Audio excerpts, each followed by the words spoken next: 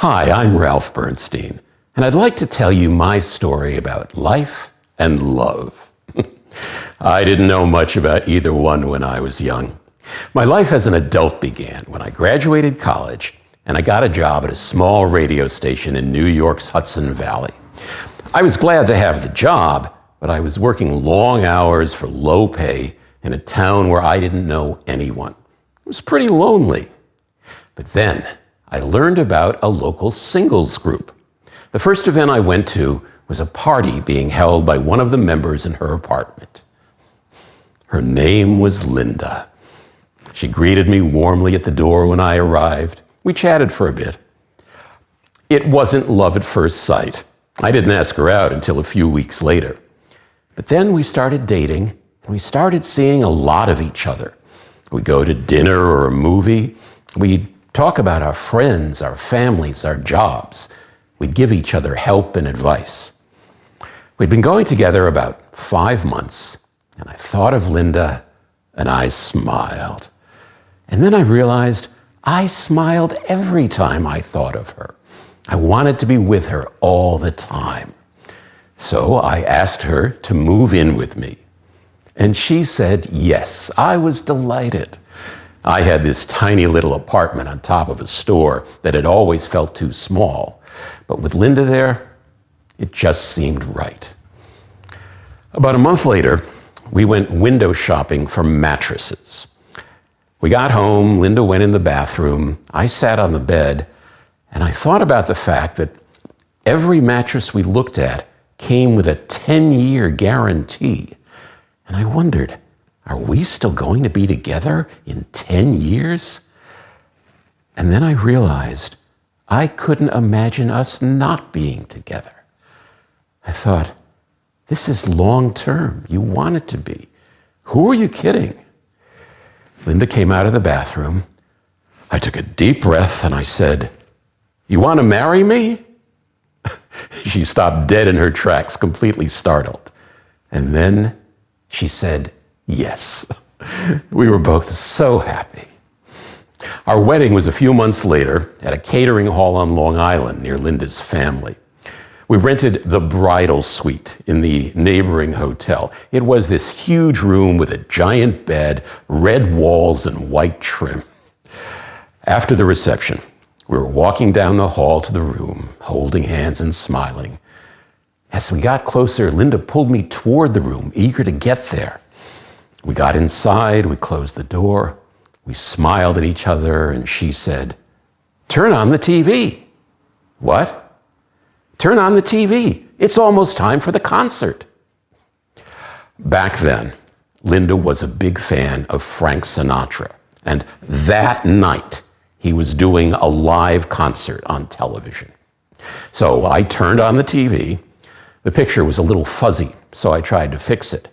And for a moment, the picture disappeared. And from the look on Linda's face, I thought the marriage might be ending right then and there.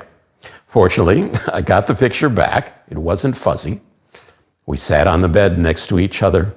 I smiled as I looked at her, and she smiled as she watched television. And so we began our lives together as a young married couple. And I found that I was suddenly part of this big extended family.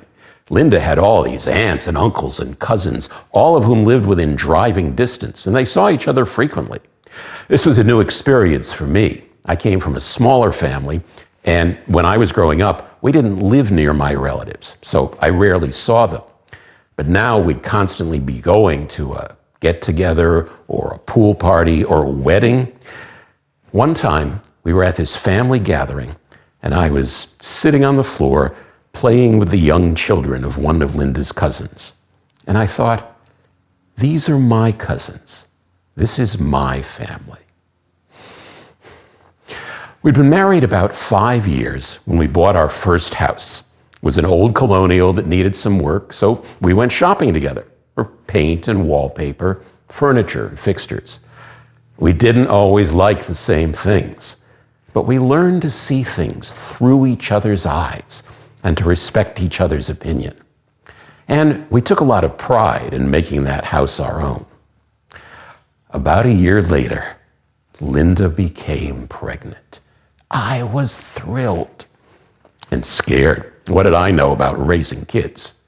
Now, Linda was great with kids. Not only did she have experience with the young children of her relatives, but she was a teacher, and a very good one. But she'd never been a parent either, so she was scared too. So we bought books on pregnancy and child care. We turned a room in the house into a nursery. We bought a crib and a rocking chair. We went to a Lamaze class together. And when our daughter was born, it was overwhelming. We were suddenly responsible for this beautiful, helpless baby. I hardly knew how to hold her. But the first time I did, it just felt right. And when I saw Linda holding her, it looked like the most natural thing in the world. She would sit in the rocking chair with our daughter, love in her eyes and a big smile on her face. I smiled as I watched her. And I watched her a lot because she always seemed to know just what to do. I loved and I learned from the little things. Like when she would read our daughter the book, Good Night Moon. Good night room, good night moon. Good night cow jumping over the moon. Good night light and the red balloon. Later she said to me, it's not just about the book. It's about getting her interested in books and spending quality time together. That became our daughter's favorite book. And you know something? I think I still have it. We did everything as parents, from dance recitals to summer camp. When our daughter was older, teaching her to drive, helping her apply to colleges. We learned the importance of being consistent and of speaking with one voice. And being parents brought the two of us closer together in a way I never would have imagined. And this was despite Linda's fascination with teapots. Linda started collecting teapots. I didn't get it. I mean, teapots? They weren't particularly valuable. And Linda never used them to make tea. They just sat there. But eventually I realized it didn't matter whether I understood. They meant something to her. They were part of who she was. And I loved who she was. So we put the teapots on display.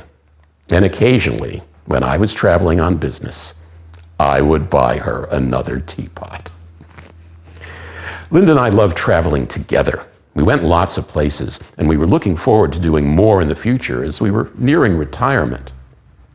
One year, we went on a road trip, just the two of us, for 2 weeks along the East Coast. Savannah, Charleston, Hilton Head, the Outer Banks. I remember standing in the pool at this resort in Myrtle Beach, and I was holding Linda in my arms as she floated in the water.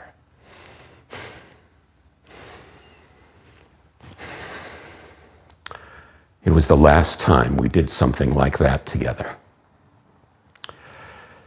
The following January, we'd gotten together one weekend with some good friends of ours. And I noticed as we were walking along that Linda had fallen behind. Her leg was bothering her and she was having difficulty walking. So I took her to this orthopedist we knew.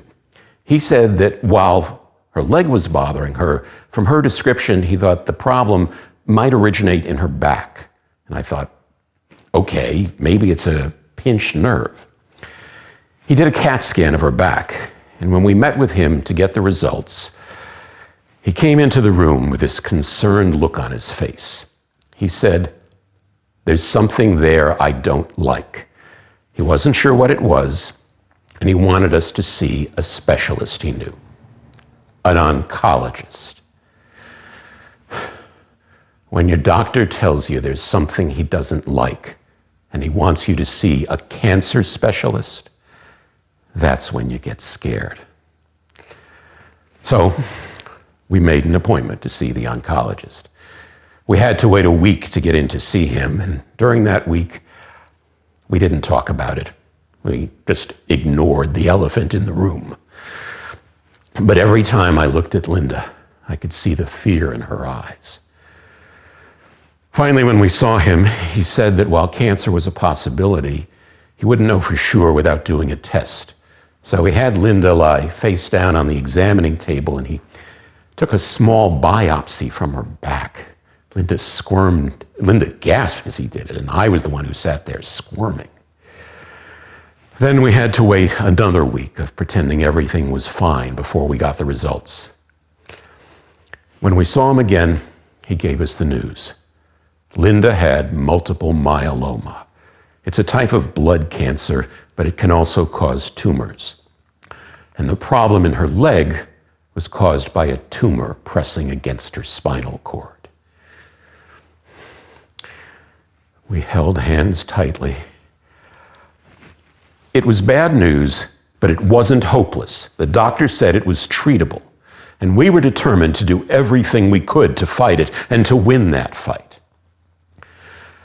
They started Linda on initial rounds of chemotherapy. I took charge of scheduling Linda's appointments.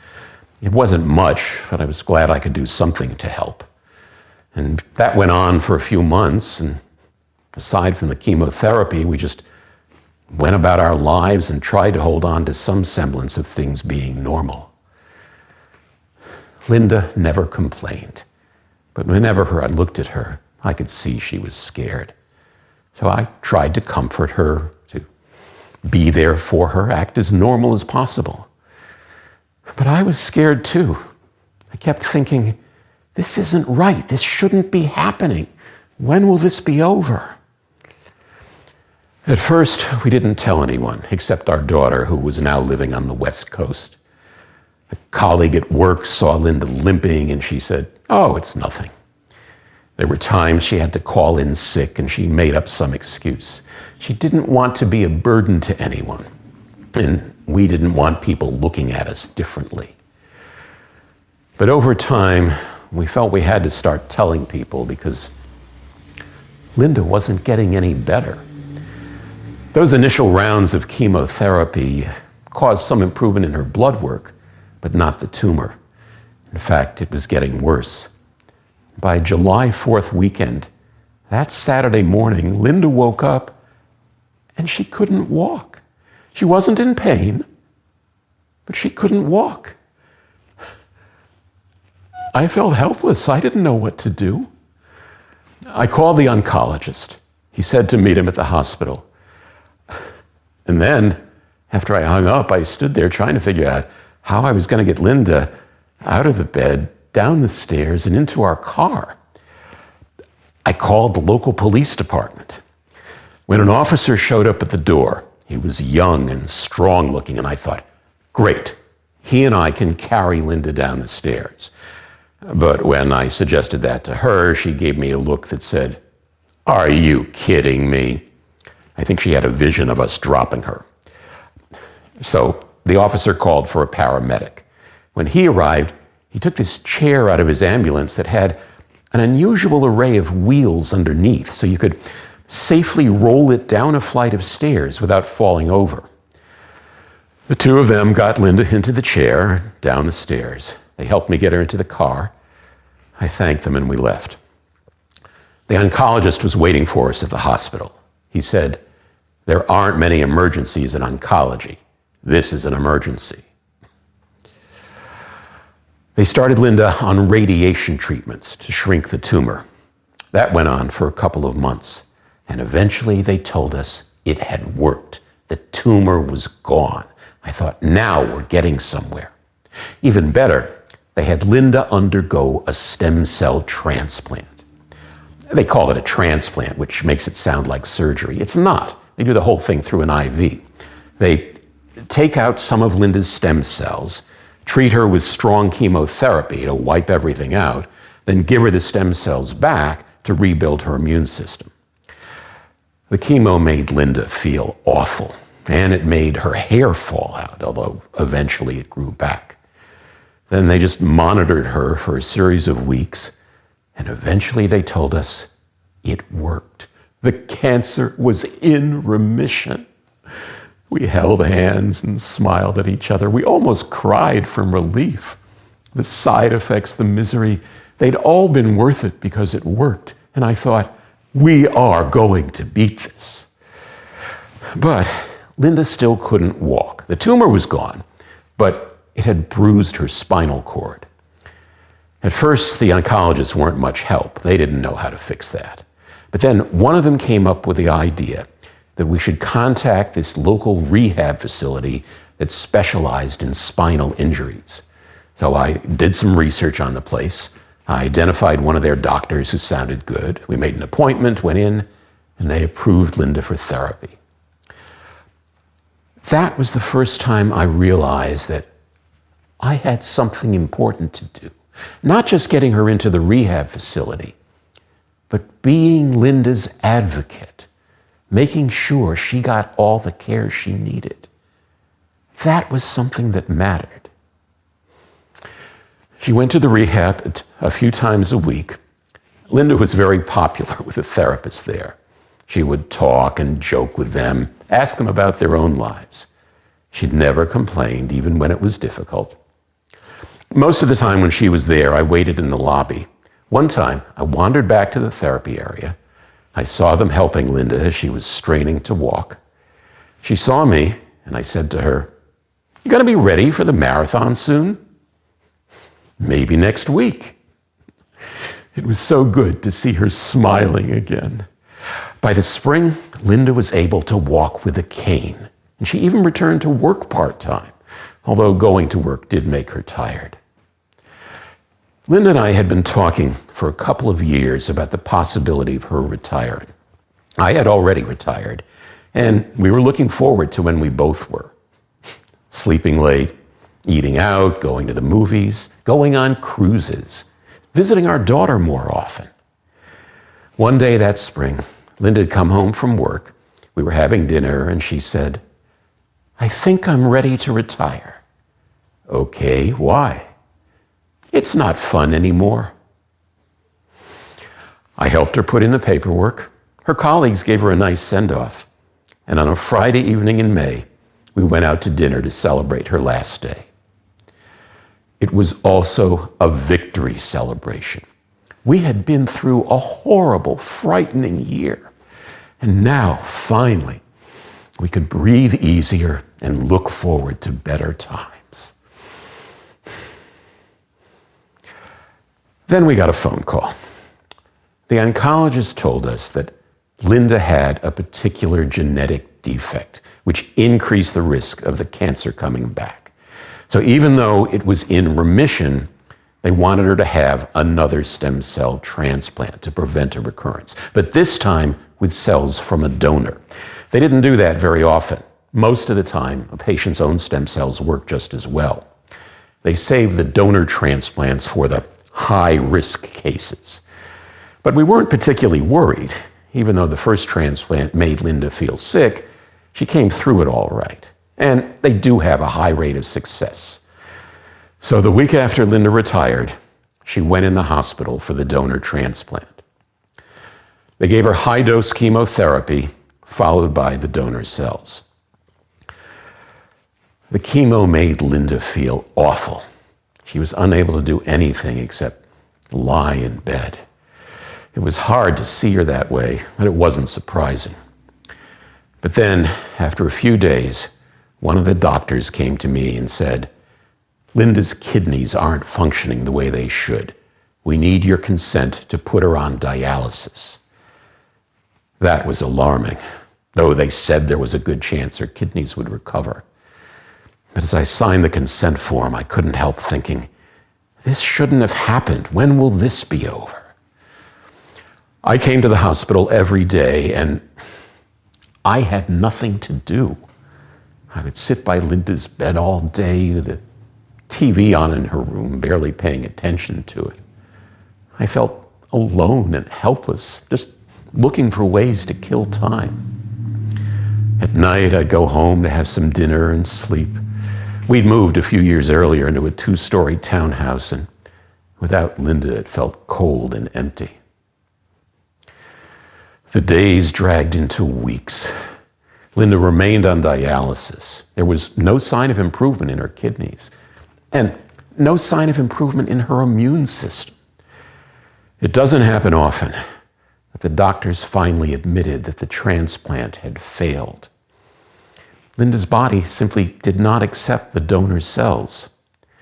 So to rebuild her immune system, they gave her some of her own stem cells, which had been saved from the previous transplant for just this type of problem. Then there were more days and more weeks as Linda very slowly started to improve. At one point, I asked one of the doctors, "When will she be able to come home?" He shook his head and said, "Oh, she's going to need rehab after this." That was the first time I realized how much the chemo had ravaged and weakened her body. I know that chemotherapy is the most effective treatment available today for many types of cancer. But you know something? Chemotherapy sucks. It involves putting toxic chemicals in a patient's body, hoping that the benefits that result will outweigh the problems it causes. And most of the time that happens, but that doesn't change the fact that it's a miserable experience. It makes the patient feel awful. And in a small percentage of cases, it can cause permanent damage. Someday, medical research is going to put an end to chemotherapy through new treatments. And when that happens, we're all going to look back and shake our heads in wonder at what patients were put through.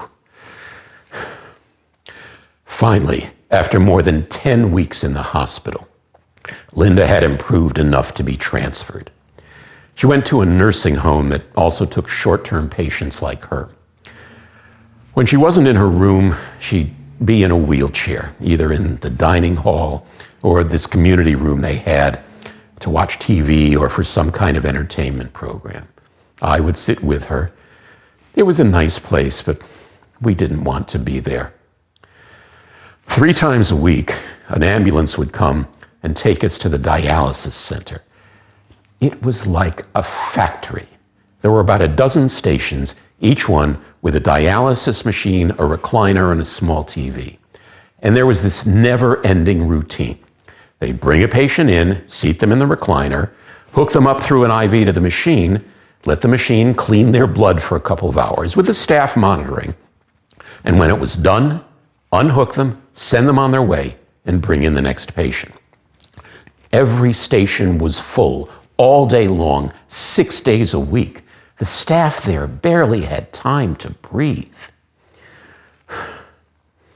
One time, I learned about another patient, a 25-year-old man who died. If he didn't make it, would Linda? I tried not to think about it, but the worry was always there. At the nursing home, Linda was alert enough to feed herself and carry on a conversation. But who could she talk to besides me? And what could she do? She was in an unfamiliar place, in a wheelchair. She didn't know anyone there. She was constantly receiving treatments and medications, and she was on dialysis. She was sad and withdrawn. And I wondered if she'd ever be the outgoing person again she used to be. After 3.5 months in the nursing home, 6 months since the transplant, Linda had had enough. She said, "I want to go home." I wanted her home, but I was scared. I saw all the ways she was cared for in that facility, and the idea of having to do all that myself was a little overwhelming. Fortunately, they helped us make all the arrangements. They had a hospital bed with a special air mattress to prevent bed sores delivered to our house. We put it in the living room. It was the only place we had space for it.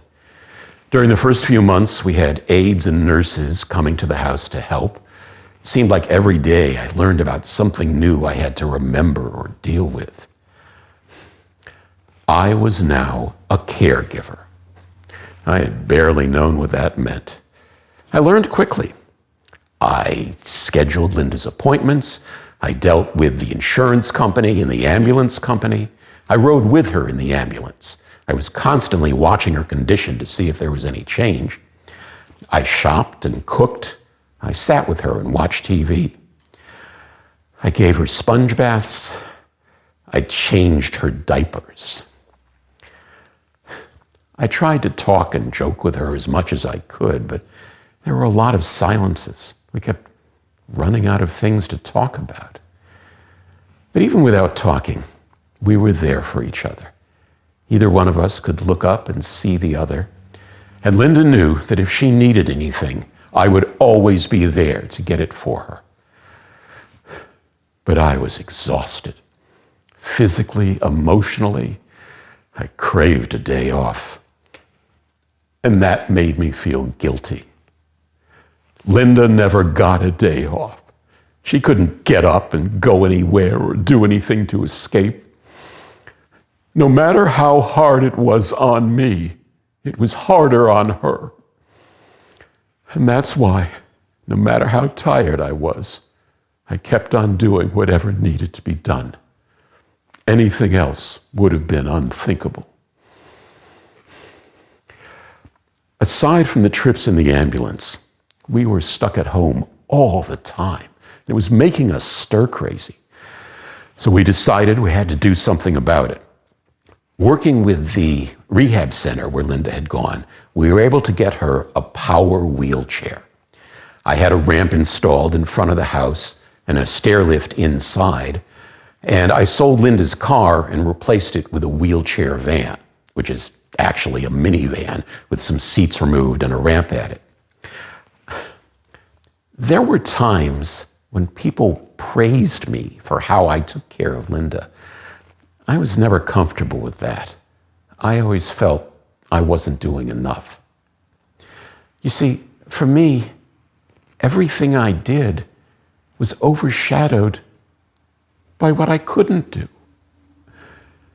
I couldn't make her well. I couldn't bring her back to who she'd been before. And I know that wasn't my fault, but that's how I felt.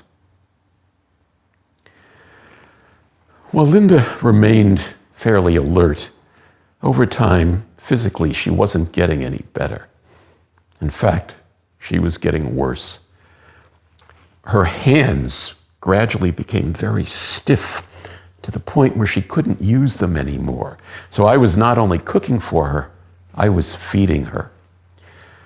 By the time 3 years had passed since the transplant, Linda was still on dialysis. It was clear the damage to her kidneys was permanent. And her cancer history meant that she wasn't a candidate for a kidney transplant. And then I learned something disturbing. 60% of all patients who go on dialysis live no more than 5 years. One evening, I was sitting by Linda's bed. The TV was on and she was dozing. And I looked at her and I thought, she's not going to make it.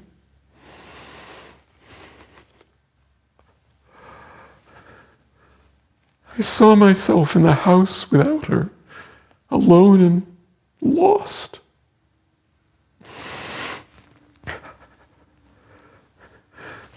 But I knew that she needed me more than ever.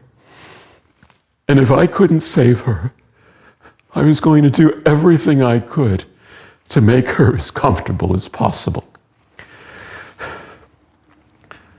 Toward that end, we learned about a different form of dialysis we could do at home. So we eagerly went for the training for that so we could eliminate those exhausting trips to the dialysis center. But once we started doing that at home, there was another problem. Linda lost her appetite. She was barely eating, and nothing the doctors or I did seemed to help. She would lie in bed all the time, barely awake, barely able to speak. I felt she was slipping away from me. Then she developed a slight infection. Between that and the not eating, the doctors had me admit her to the hospital. They started giving her drugs to treat the infection, and they put a feeding tube down her throat. The nutrition from the feeding tube did make her look a little better. She was able to speak and stay alert. First thing she did was ask the nurses if they'd take out the feeding tube, but they told her not yet. Then the surgeons came up with a plan to permanently implant surgically a feeding tube through her body into her stomach. And I was able to explain that to Linda, and she could listen to me and respond to what I was saying. Just being able to have a conversation with her made me feel a little better about how she was doing. Before I left that day, I said to her, "We're going to make you stronger. I'll see you tomorrow." But that night, as I was getting ready for bed, I didn't feel confident. I was determined to keep fighting for her, but it felt like a losing battle. I only felt sadness and despair. Then the phone rang. It was a nurse from the hospital with an urgent tone in her voice, saying that something had happened and I needed to come right away. As I drove to the hospital in a panic, I could hear myself saying, "No, no," over and over. When I got there, they told me that Linda had been hit with a major infection. Her entire body started shutting down. Her heart had stopped. They revived her, but it took a while. And they had to put her on a ventilator. She lay there unconscious, the machine pumping air in and out. But for the moment, she was stable. I sat there overwhelmed, just taking it all in. Then I called our daughter. I don't remember exactly what I said as I told her what happened. I remember she said, "Dad, are you all right?" She told me later I sounded rattled. I stayed a little longer until it became clear nothing further was going to happen that night. Then I went home. Without Linda, the house seemed more empty than ever before. I tossed and turned until I finally dozed off for a few hours. When I came back the next morning, Linda's condition was the same, but she'd been moved to the ICU. I spoke with the attending physician there. He was a kind man who gently explained to me that the prognosis was not good. I said, "I'm trying to decide if I need to get my daughter." "I would," he said.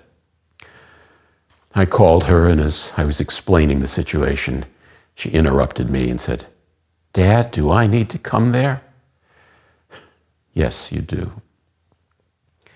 I made a few other calls.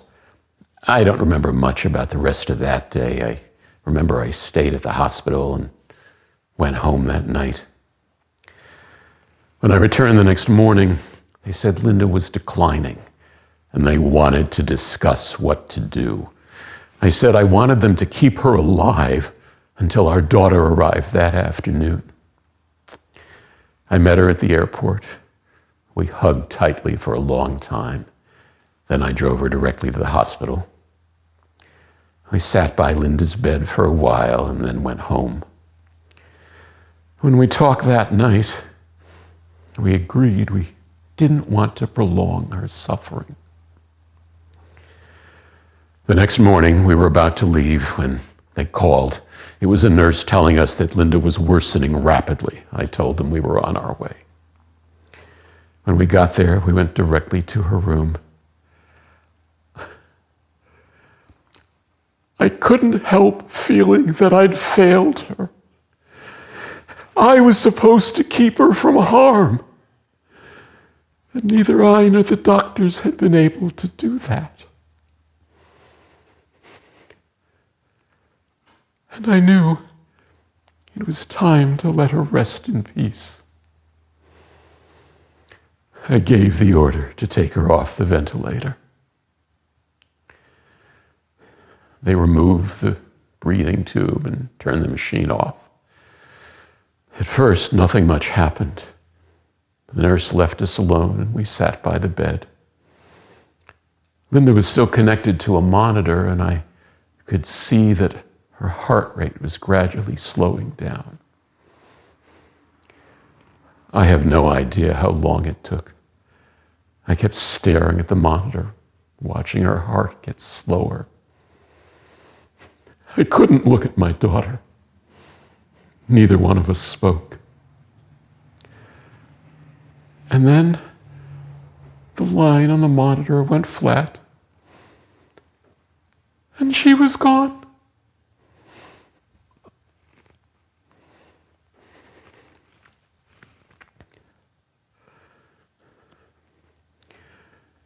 During the few days before the funeral, my daughter and I both kept up brave faces for each other.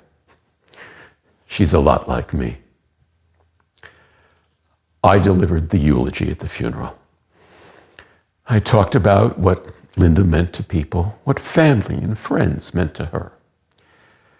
I spoke about the unconditional love between her and our daughter. And then I said, it may be a cliche, but Linda truly was my better half, my moral compass. I think what I'll miss most are the ways we made each other laugh. Linda and I had 40 years together. That's a gift. I'm grateful. And Linda will always be a part of me.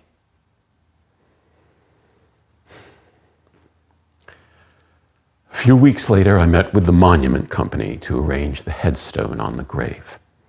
It's a double stone. Linda's name is on one side. The other side is blank in front of the adjoining plot where one day I'll lie next to her. Until then, I'm keeping busy. I live near my daughter now, and we see each other frequently. I'm traveling. I'm making new friends. I'm even dating. There's a lot going on.